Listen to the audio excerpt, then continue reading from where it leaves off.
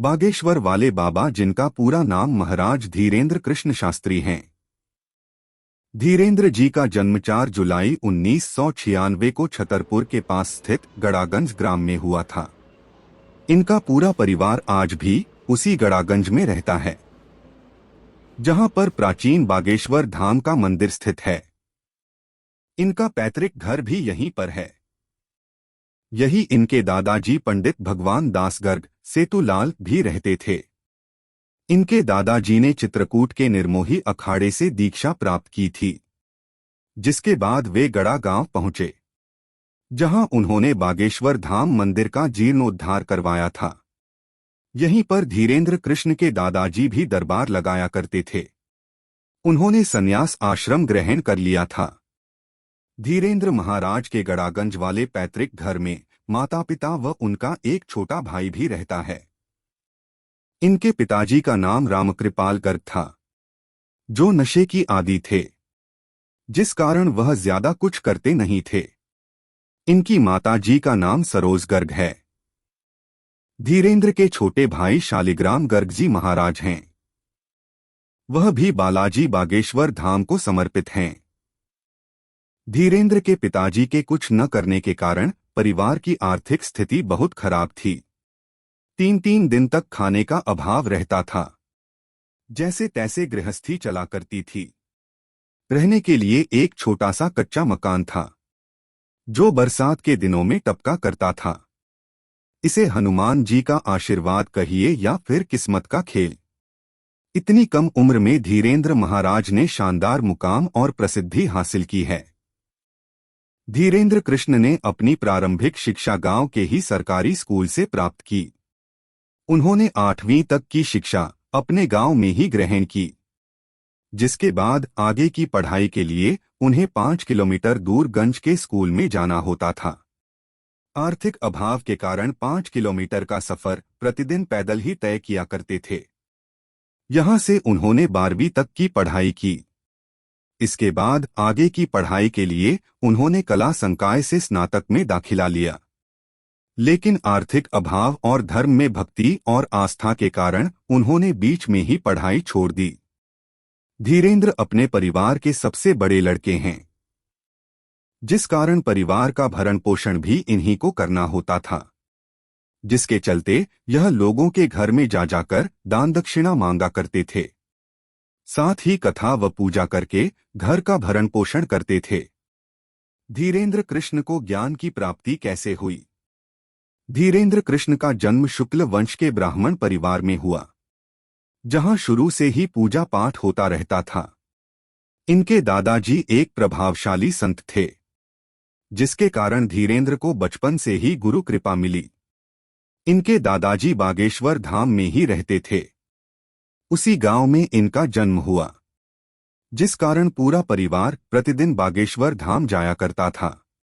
यहीं पर इनके दादाजी के गुरु सन्यासी बाबा की भी समाधि है। सन्यासी बाबा भी इनके ही वंश से संबंधित हैं, जिन्होंने 320 वर्ष पहले समाधि ले ली थी। धीरेन्द्र व उनके दादाजी के साधना गुरु सन्यासी बाबा ही हैं। धीरेन्द्र के दादाजी भी बागेश्वर धाम में दरबार लगाते थे।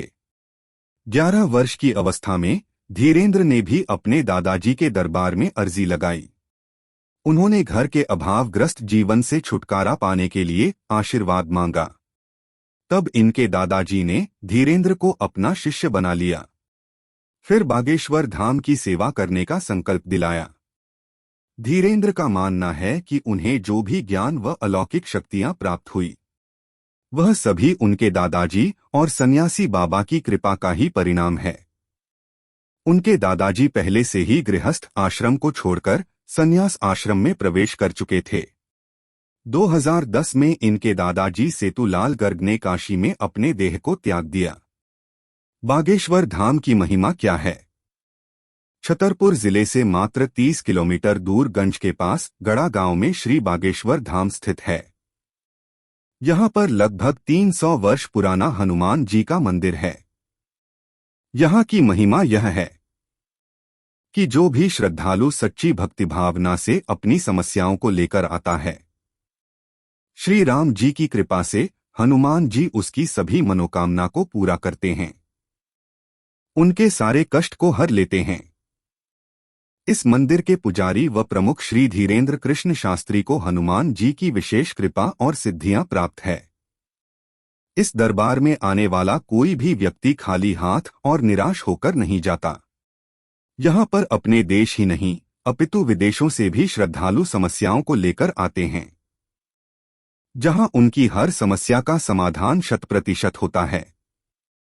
लोगों द्वारा यह भी ज्ञात हुआ है कि यहाँ पर हनुमान जी की अदालत लगती है, जहाँ पर हनुमान जी जज बनकर लोगों की पेशी लगाते हैं, उनका हर संभव इलाज किया जाता है।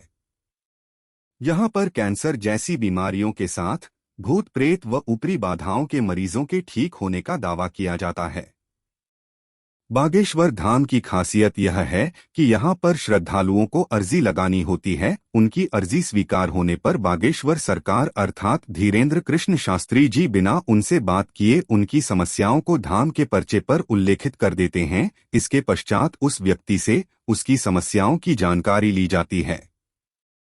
उसके द्वारा बताई गई सभी समस्याएं पहले से ही पर्चे पर 100% अंकित होती है। इस बात की पड़ताल बड़े बड़े मीडिया चैनल व धर्म को न मानने वालों ने की, लेकिन अंत में उन्हें भी बागेश्वर धाम में होने वाले चमत्कारों के आगे नतमस्तक होना पड़ा।